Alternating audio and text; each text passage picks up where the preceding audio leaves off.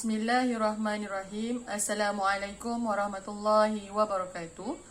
Saya Nur Emilia binti Yusof dari kelas Pendidikan Islam 1 akan membentangkan tugasan kedua iaitu pembentangan bagi subjek pengajian kurikulum Pendidikan Islam Sekolah Rendah.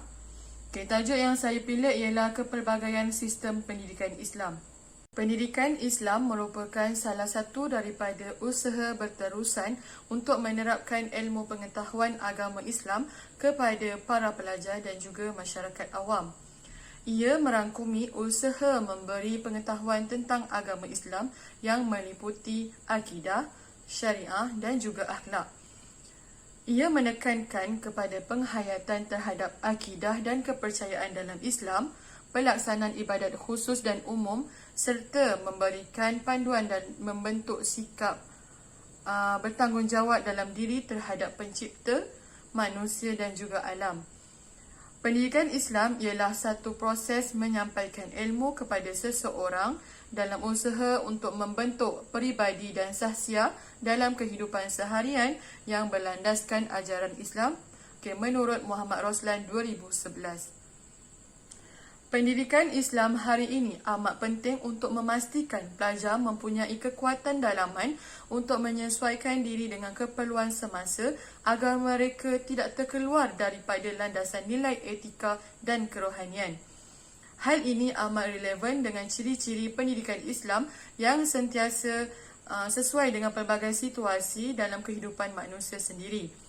Dalam pelaksanaan sistem pendidikan negara, pendidikan Islam juga mempunyai peranan utama kerana aspek pembangunan insan yang menyeluruh dan seimbang adalah penting dan bersesuaian dengan tuntutan dan cabaran abad ke-21 khususnya dalam merealisasikan wawasan 2020.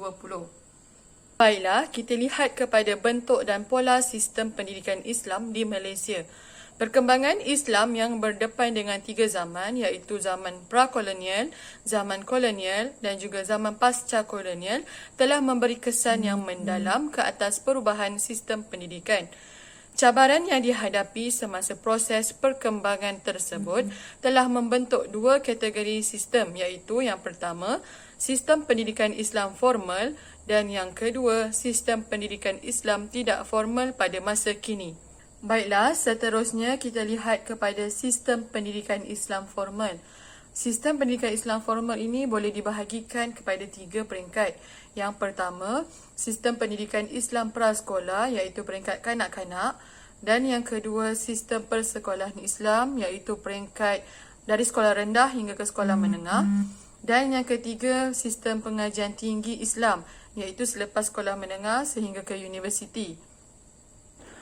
Mengapa perkara ini berlaku? Jika dilihat dari peringkat prasekolah iaitu peringkat kanak-kanak, untuk menjana ilmu bermula dari peringkat asas hingga ke peringkat tertinggi mengikut acuan moden ataupun barat supaya nilai ilmu yang dipelajari berupaya untuk bersaing dengan sistem pendidikan sekular sedia ada.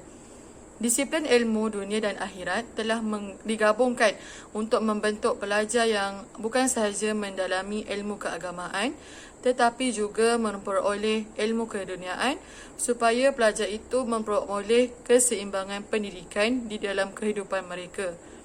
Penubuhan Taman Asuhan Kanak-kanak Islam iaitu TASKI pada tahun 1975 oleh Angkatan Belia Islam Malaysia ABIM merupakan kelangsungan usaha untuk memberi pendidikan asas Islam di peringkat awal kanak-kanak. Ia juga merupakan sebagai kesinambungan dari kelas-kelas Al-Quran yang diadakan di rumah guru, surau ataupun masjid yang dahulunya dikenali sebagai sekolah Al-Quran. Kurikulum asas Islam telah diterapkan seperti bacaan Al-Quran, fardu ain dan juga amalan cara hidup Islam. Ia juga sebagai langkah untuk kanak-kanak Islam mendapat pendedahan awal pendidikan formal sebelum memasuki sekolah rendah. Perkembangan ini diikuti oleh PASTI Islam se-Malaysia, menubuhkan pusat asuhan tunas Islam iaitu PASTI pada tahun 1988. Kemudian berkembang sehingga membentuk pelbagai institusi prasekolah dengan pelbagai kaedah pengajian seperti yang sedia ada pada masa kini. Walaupun banyak institusi pendidikan Islam prasekolah dibina, namun konsep dan falsafahnya adalah sama dalam membentuk kanak-kanak Islam menjadi Muslim yang sejati berasaskan panduan Al-Quran dan juga Sunnah. Baiklah, seterusnya kita lihat kepada peringkat yang kedua, iaitu sistem persekolahan Islam. Kelangsungan pendidikan agama diteruskan lagi ke peringkat sekolah rendah dan juga sekolah menengah. Ia terbahagi kepada dua bentuk, iaitu sekolah rendah atau menengah kerajaan dan juga sekolah rendah atau menengah swasta. Sistem yang digunakan adalah sama seperti kurikulum, buku teks dan tahap peperiksaan. Anak-anak mereka terlibat dengan sistem tersebut. Antara kelebihan sekolah rendah atau menengah swasta, mereka lebih memberi penekanan dalam aspek pembelajaran subjek agama. Penubuhan Sekolah Rendah Islam Seri 1989 dan juga Sekolah Menengah Islam Semi 1989 diasaskan untuk mewujudkan rangkaian pendidikan Islam swasta setaraf dengan pendidikan yang ditawarkan oleh kerajaan.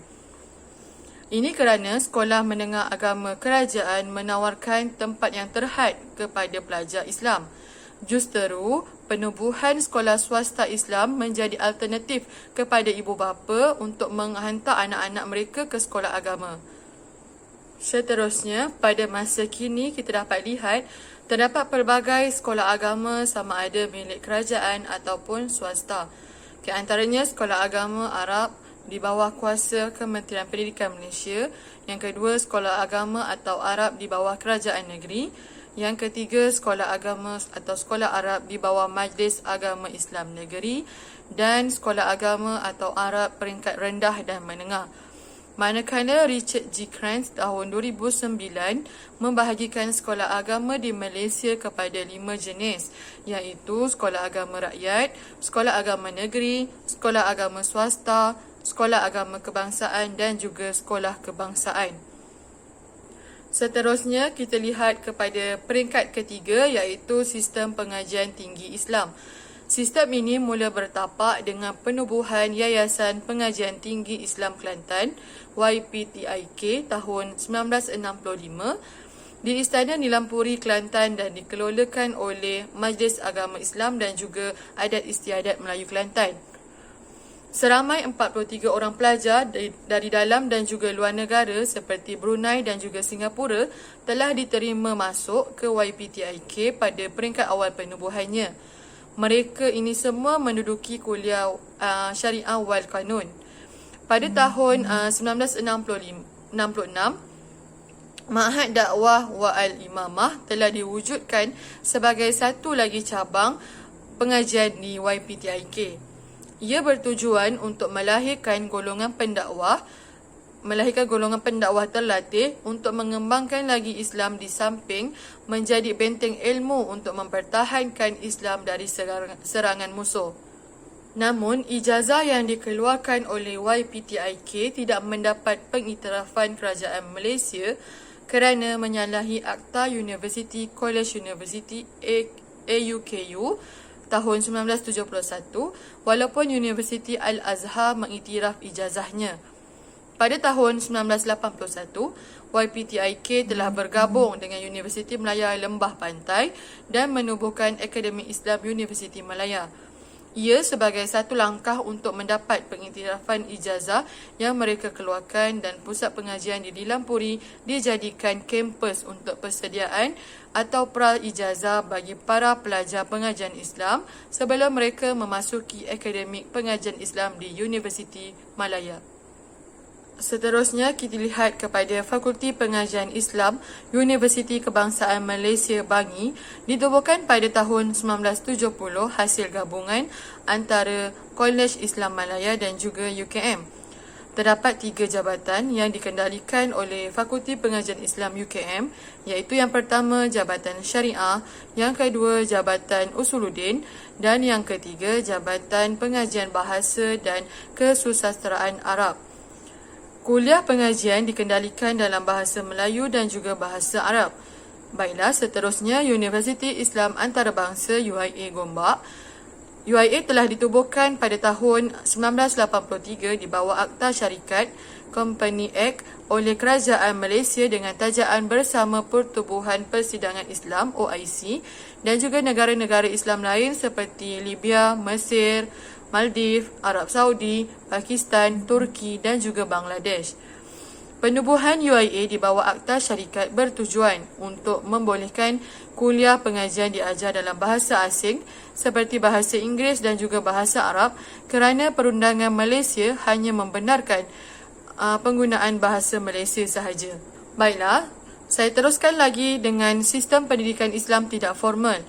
Sistem ini merupakan satu jaringan ilmu yang semakin melebar dalam arus modernisasi sebenarnya memberi kelebihan kepada sistem pendidikan Islam tidak formal untuk bergerak dengan lebih pesat. Sistem ini wujud dua bentuk pendekatan yang popular yang diguna pakai untuk menyebarkan ilmu agama bagi menjadikan sistem pendidikan Islam tidak formal ini lebih efisien dalam tindakan mereka mendidik masyarakat tentang Islam. Kepelbagaian medium ataupun bahan boleh dijana untuk memperkayakan lagi kegiatan pendidikan Islam. Ilmu melalui sistem ini boleh disampaikan secara santai dan tidak mendesak serta terbuka luas kepada masyarakat umum. Bagi sistem pendidikan Islam tidak formal mempunyai dua pendekatan. Yang pertama, pendekatan pertama iaitu penggunaan institusi seperti masjid, surau dan juga pondok. Institusi ini digunakan untuk berdakwah kepada masyarakat. Pendedahan ilmu secara terbuka kepada khalayak umum mencerminkan Islam telah membuka ruang yang seluas-luasnya kepada masyarakat tanpa mengira umur, pangkat dan juga jantina. Kehadiran tanpa paksaan bagi kanak-kanak hinggalah warga emas ke institusi agama bagi memberi peluang menuntut ilmu merupakan suatu pendekatan mulia, berhemah dan mendapat ganjaran yang besar di sisi Allah. Tambahan pula, ilmu melalui sistem pendidikan Islam tidak formal ini disampaikan secara percuma kepada masyarakat sebagai tanggungjawab sosial institusi agama agar dapat mengambil manfaat daripadanya. Kebanyakan program keagamaan ini disampaikan dalam bentuk pendidikan umum seperti syarahan, forum dan sebagainya. Selain itu, wujud juga institusi yang menggunakan bentuk pengajian talaki dengan menggunakan kitab tertentu seperti kitab Ihya Ulumuddin karangan Al-Ghazali, Hadis 40 karangan Imam Nawawi, Mustika Hadis keluaran Jabatan Pendidikan Menteri dan sebagainya. Kelebihan sistem pendidikan tidak formal ini sentiasa memperkayakan ilmu agama supaya ilmu agama ini dapat dihayati dan diamalkan sepanjang hayat seorang Muslim. Seterusnya, pendekatan kedua yang digunakan dalam sistem pendidikan Islam tidak formal iaitu menggunakan laman media elektronik dan juga media sosial. Penggunaan laman media elektronik dan juga laman media sosial seperti radio, televisyen dan juga internet dalam menyebarkan dakwah Islam. Hal ini telah dilakukan oleh Radio dan Televisyen Malaysia RTM, Radio IKIM, TV Al-Hijrah dan sebagainya. Pelbagai program keagamaan dipersembahkan kepada penonton bagi mendekatkan diri masyarakat dengan ajaran Islam. Ruang maya telah digunakan secara maksimum oleh pendakwa untuk menyampaikan ilmu agama dan juga berdakwah. Kemudian, pelbagai laman sesawang dicipta dalam pelbagai bahasa untuk memberi kemudahan kepada masyarakat mendapatkan ilmu. Namun, harus diingat bahawa pembaca seharusnya menyemak semula bahan agama yang diperoleh dengan guru yang berautoriti bagi menentukan kesahihan ilmu-ilmu tersebut. Langkah ini perlu agar ilmu melalui laman sesawang terbukti tulen dan selari dengan kehendak ajaran Islam. Seterusnya, kita lihat kepada isu-isu kurikulum pendidikan Islam dari aspek kepelbagaian sistem pendidikan Islam. Isu yang pertama ialah isu pendidikan Islam di sekolah jenis kebangsaan Cina. Yang kedua, isu cabaran akhlak, disiplin dan juga agama. Isu ketiga ialah kekurangan masa. Dan isu keempat iaitu isu tahap penguasaan bacaan Al-Quran. Isu yang pertama iaitu isu pendidikan Islam di sekolah jenis kebangsaan Cina. Antara isunya ialah isu kekurangan guru pendidikan Islam itu sendiri, masalah jadual waktu di mana jadual waktu disingkatkan daripada contoh 4 waktu kepada 2 waktu, kelas bercantum, kelas yang tidak kondusif, waktu pengajaran dan pembelajaran yang singkat, kekurangan kemudahan melakukan latihan amali terutamanya dalam bidang ibadah. Menurut Ustaz Omar 2011, seorang guru cemerlang yang dilantik sebagai guru beredar didapati ada di antara murid-murid Islam di SJKC tidak tahu tentang cara berwuduk, yang betul, tidak dapat menyebut lafaz niat solat yang betul, malah tidak dapat juga menguasai bacaan tahiyat dalam solat. Seterusnya, isu yang kedua iaitu isu cabaran akhlak, disiplin dan juga agama. Menurut Hasan Langgulung tahun 1977 menyatakan bahawa masalah pelajar yang paling utama sekali yang dihadapi oleh pelajar di sekolah ialah masalah cabaran akhlak, disiplin dan agama. Cabaran kemerosotan akhlak, disiplin dan agama pelajar merupakan satu lagi cabaran yang perlu ditangani oleh guru pendidikan Islam itu sendiri di Malaysia. Hal ini berlaku kerana jenayah yang semakin meningkat dari semasa ke semasa. Contoh jenayahnya iaitu pengambilan dadah, jenayah seksual, akibat daripada akhlak murid itu tersendiri. Punca terjadinya isu ini adalah disebabkan remaja Islam, terutamanya pelajar sekolah, ketandusan ilmu. Selain itu, isu yang ketiga iaitu isu kekurangan masa bagi pengajaran dan pembelajaran bagi subjek pendidikan Islam di sekolah itu sendiri. Menurut Presiden Ikatan Guru-Guru Muslim Malaysia, AIGURU, Muhammad Azizi Hassan, dalam akhbar online, beliau mengatakan pengurangan masa tidak relevan tempoh pengajaran dan pembelajaran pendidikan Islam ketika ini dan tidak mencukupi untuk membina kepribadian jati diri murid. Isu kekurangan masa ini juga telah menyebabkan subjek pendidikan Islam ini agak terhad untuk mengajar bagi guru-guru untuk menerangkan sesuatu subjek, sesuatu topik kepada para pelajar. Isu yang terakhir iaitu isu tahap penguasaan bacaan Al-Quran bagi murid. Didapati guru kurang pendedahan tentang ilmu pengetahuan Al-Quran itu sendiri dan mereka juga mendapat bimbingan daripada pembimbing yang kurang mahir. Seterusnya, guru juga kurang menekankan ilmu tajwid ketika belajar Al-Quran. Dan seterusnya, kaedah pengajaran dan pembelajaran ilmu Al-Quran itu sendiri tidak sistematik. Selain itu, ibu bapa juga tidak memainkan peranan yang penting apabila di rumah. Mereka menganggap anak mereka telah mencukupi ilmu itu di sekolah sahaja. Seterusnya, ibu bapa juga telah menekankan subjek-subjek akademik yang lain dan tidak pandang kepada subjek pendidikan Islam itu sendiri. Baiklah, bagi mengatasi isu-isu yang timbul, antara usaha-usaha penambahbaikan yang boleh dilakukan ialah yang pertama, kemahiran guru perlu dipertingkatkan mengikut peredaran masa dari semasa ke semasa. Dan yang kedua, menyediakan prasarana dan kemudahan yang mencukupi di sekolah. Yang ketiga, dapat menetapkan falsafah pendidikan Islam secara langsung dalam pendidikan. Dan yang terakhir, yang keempat, ibu bapa perlu memainkan peranan penting dalam membentuk sahsiah anak-anak mereka di rumah. Secara keseluruhannya dapat disimpulkan bahawa kedatangan Islam di Tanah Melayu telah mengubah beberapa aspek dalam kehidupan masyarakat di Tanah Melayu. Penyebaran agama ini telah memulakan era pendidikan Islam pada ketika itu. Selepas kehadiran British pada abad ke-18, sistem pendidikan Islam telah berlaku perubahan dan kepelbagaian sistem. Kepelbagaian sistem ini bukan satu halangan, malah satu kelebihan kepada negara kita. Masyarakat boleh menuntut ilmu agama dengan pelbagai cara ataupun pelbagai kaedah.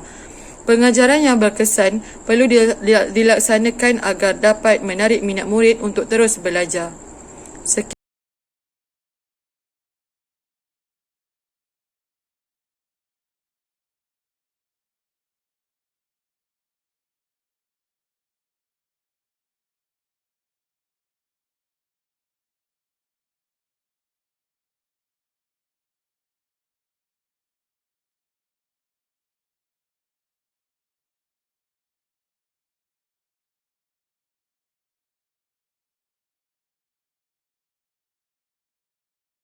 Sekian, terima kasih.